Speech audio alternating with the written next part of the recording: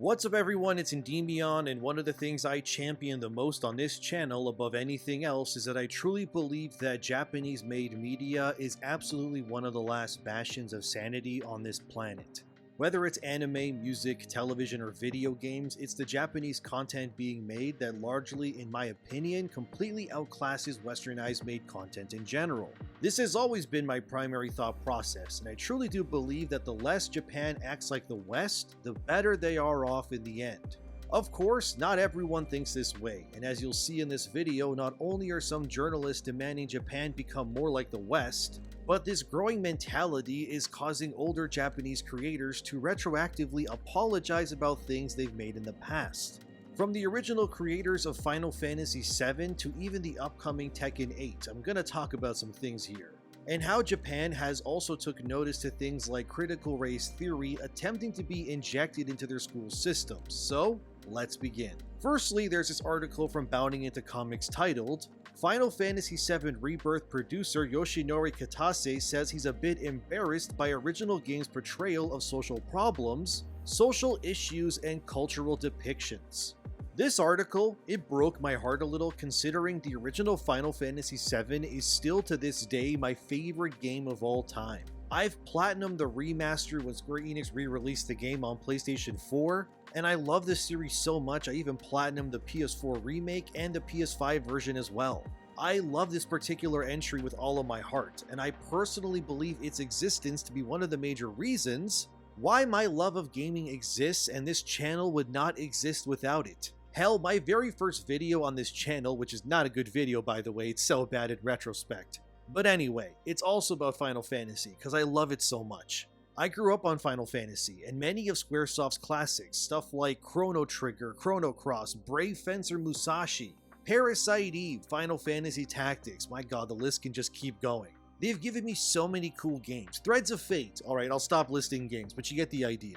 The point being is that Squaresoft, or I guess Square Enix now, have delivered many incredible games of all kinds to players all over the world. And the games they've made have all been amazing because they champion the unique qualities of Japanese ethics and sensibilities. And I would argue, whenever Square Enix pandered to the West by injecting or embracing things made in a westernized setting, they've largely failed. Take games like Forspoken to be a clear example of a Japanese company making a game with Western ideals. That game was a mess, and it killed an entire studio. Another example will be Babylon's Fall, which did the whole live service thing as well. For those unaware, Yoshinori Kitase was largely responsible for writing the actual story of Final Fantasy VII, and I firmly believe the only reason why he's now saying that he's embarrassed of how some of the things in the original game has aged is not because he wants to. This is simply because the westernized mentality when it comes to things like gender, race, and political topics scares and worries people across the board. And I believe Kitase is only apologizing for these things so he's not, for lack of a better word, cancelled by Western journalists or companies. And of course this entire article exists because it's based on a very recent interview that was published over at Game Informer, which is a company that, like their other Western contemporaries like IGN, GameSpot, Kotaku, and others, they all champion and push concepts like woke nonsense at any given moment to increase their virtueness amongst their peers. During this interview, the legendary Yoshinori Kitase spoke candidly, and since I respect this man very much, let's hear what he has to say, and I quote, "Considering the way to depict social problems, social issues, and cultural depictions in some ways, I am a bit embarrassed by the original title. In its expression, in some ways, it was very young and naive in itself. That is a learning for us, but at the same time, I do believe that perhaps that is one of the reasons why it was so widely accepted. It's not perfect, and it's kind of uneven and jagged in its young and naive nature of its depiction. Of course, after more than 25 years, there is a lot of personal learning, changes, and growth. But looking back on it, some parts of it, I am a bit embarrassed." End quote. It sucks to see such a legend like Kitase needing to feel as if he has to apologize for things he shouldn't be in the first place. Final Fantasy VII is incredible, as is the remake, and Rebirth is easily my most anticipated game of the year. I don't enjoy seeing the people who shape these amazing experiences feeling that they need to bend the knee or apologize, but I don't hold it against Kitase either. After all, he is but one single developer, and he doesn't own or run Square Enix. The sad reality is, while he is very much responsible for many amazing games in my life and likely yours, he is at the end of the day a human being. And the thing I hate most of all is how concepts like the woke mind virus destroy and work their way into every known facet of society. Of course, Japan, thankfully, has largely rejected this, but it nonetheless makes me sad because I don't think Japanese content needs to be anywhere close to what Western media is today. And I would say that Western media, for the most part, is dying and getting worse. Sure, there's some bright spots, thankfully. Stuff like Reacher on Amazon Prime is great, but I struggle to think of a single video game released from a Western studio in the last, 2 or so years that hasn't to some capacity bent the knee. Spider-Man 2 was objectively worse story and character-wise due to the injection of identity politics. And it's a stark contrast to something like Final Fantasy XVI, which was not only a financial success for Square Enix, but I likely still believe it was my favorite game of last year, even if it had some glaring flaws. And I think one of the reasons why 16 was so loved by fans and sold well and actually reviewed well too was because it basically rejected the notion of identity political nonsense completely. Of course, this didn't stop places from attacking it, saying the game had no diversity, but again, I don't think the inclusion of diversity alone makes something better. And for anyone out there who's actually beaten 16, they know why the world of Valisthea are all homogenous and look alike. It's actually directly tied to the mythology of the world and concepts like its main antagonist, but of course, I won't delve deeper here for spoiler reasons. But the point remains is that anyone who bitched about 16 starring only white people pretty much clearly either didn't beat the game, or is so far down the rabbit hole of nonsense there's no saving that kind of person anyway. 16 proves that in a modern entertainment era like the one we're in, where pandering is around every corner, that you can do well and resonate with people of all kinds regardless of injecting diversity or political talking points. And I think what Japanese media, more than anything, proves is that diversity for diversity's sake means nothing, and it's true. Most Japanese games are all basically accepted to star Japanese people mostly anyway. Even if they have blue eyes or blonde hair, generally speaking, we can see these characters for what they are, which is Japanese-centric creations. And I think a big reason why Final Fantasy VII or 16 did well was because they stuck to their concepts and themes in an unapologetic manner. And of course, there will be dense and small gotchas of westernized influence, of course permeating regardless. Take for example how Tifa Lockhart in the 7 remake was purposely made to have a smaller chest size on purpose by Square Enix's then ethics department. The reason, according to Tetsuya Nomura, who created characters like Cloud or Tifa, is that Tifa's chest was reduced because it got in the way of her animations when it came to gameplay. But we also know deep down the reason why her bust size was reduced was because Square knows Western reviewers and websites would absolutely piss their pants crying saying Tifa's large breast size and beautiful character designs are unrealistic. As if Final Fantasy needs to be realistic to begin with. These people jump as high as buildings for God's sakes, who cares? But I think personally that the injection of westernized thought processes has done nothing for entertainment but ruin it in every regard. Every product across the board in the last 10 years objectively, in my opinion, has been made worse by adopting these principles. I don't care if it's forced diversity, pronouns, or pandering side quests. None of this stuff has made any of these products better. Spider-Man 2 is worse because of all the reasons I stated already. And it shames me knowing some small amount of this nonsense has made its way into games I love and am looking forward to as well.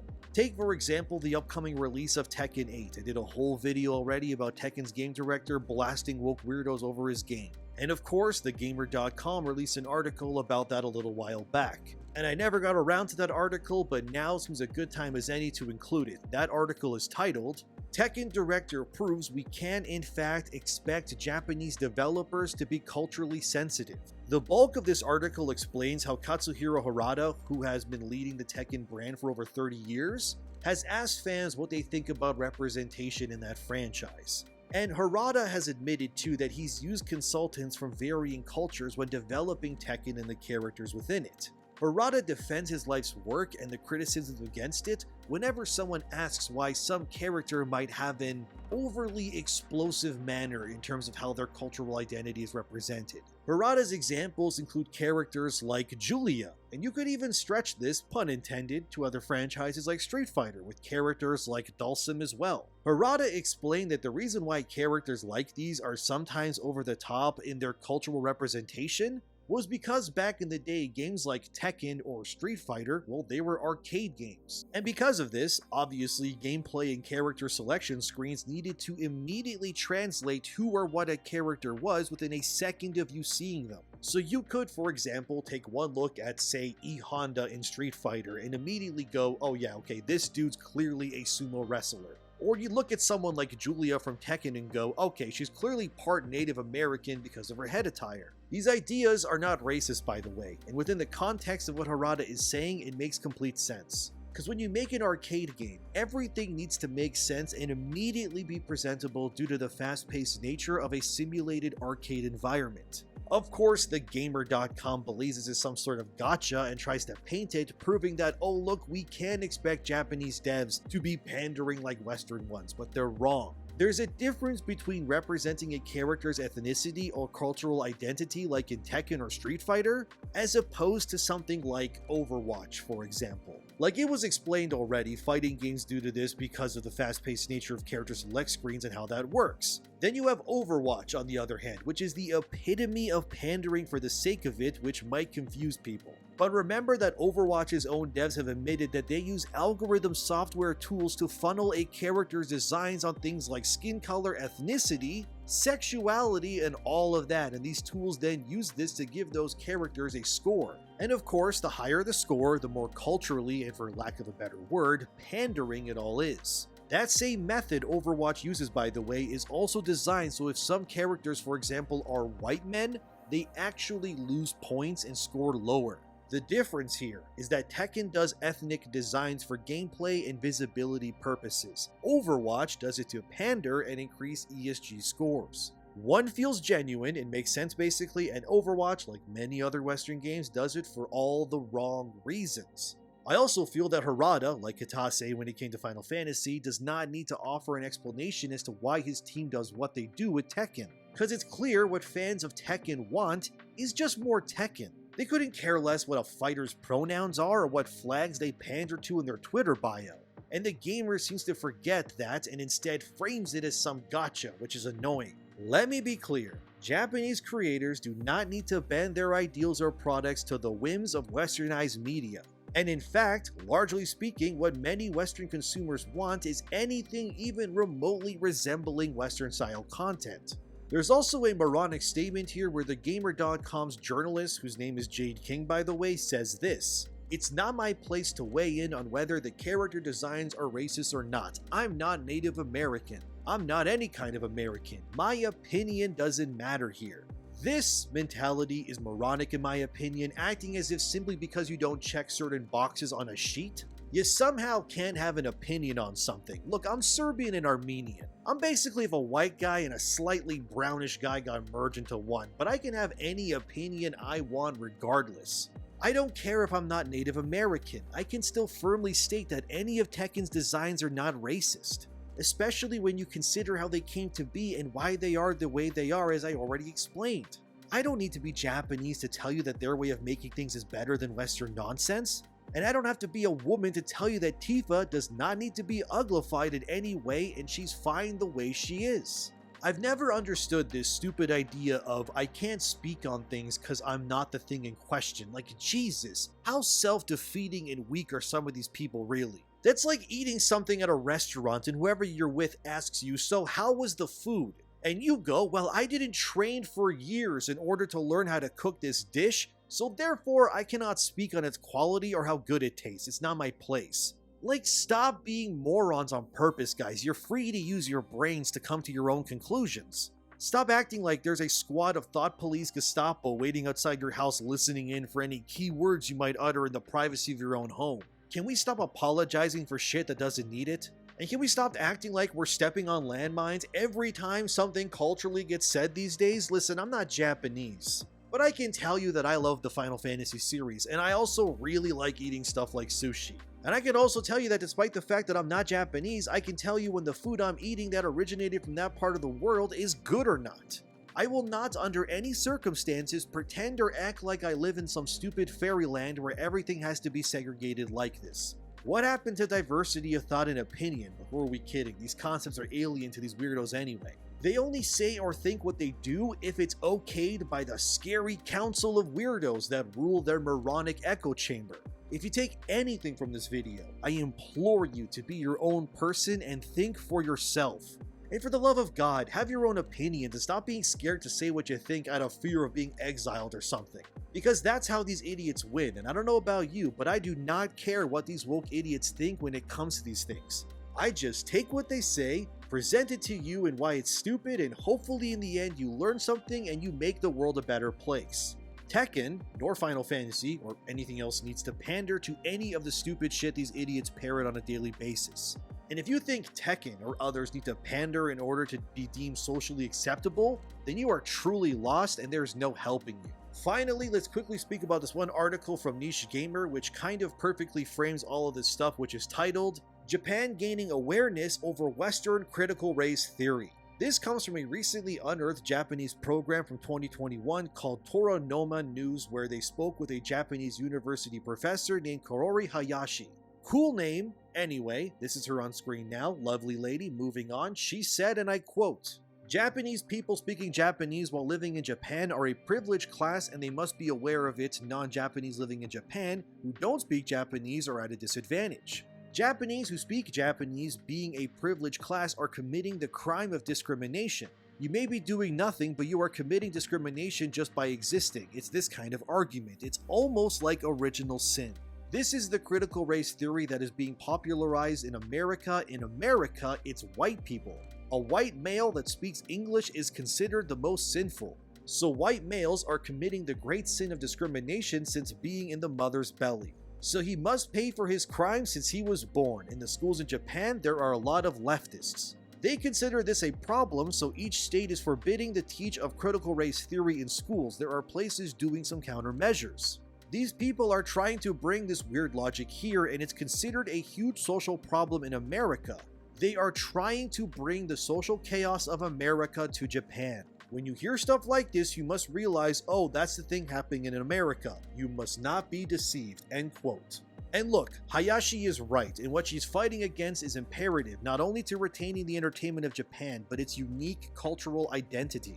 Western media has long been ruined by these things, and more often than not, I find myself almost going out of my way to avoid pretty much anything made by the West these days. When you push this sort of stuff as gospel, all you're doing is creating a generation of weak human beings that are destined to make the world a harder and worse place. Or they could just end up writing for sites like The Gamer as well, which is just as bad too. Hayashi's concerns prove that stuff like critical race theory or wokeness in general does nothing but ruin the fabric of society. It doesn't stop at games or movies. It won't even stop once it's enveloped entire school systems. It is a mind virus designed to rewrite the critical thinking parts of an individual's brain until they become so disillusioned they are unable to rise up or have any original thought of their own. Every opinion is but a regurgitated echo of a larger hive mind that is not what humanity was destined to be. This world thrives and excels when buttons are pushed and ideas can be expressed and criticized in equal manner. Allowing only one way to think to become the predominant state of our world will do nothing but ruin it in the long run.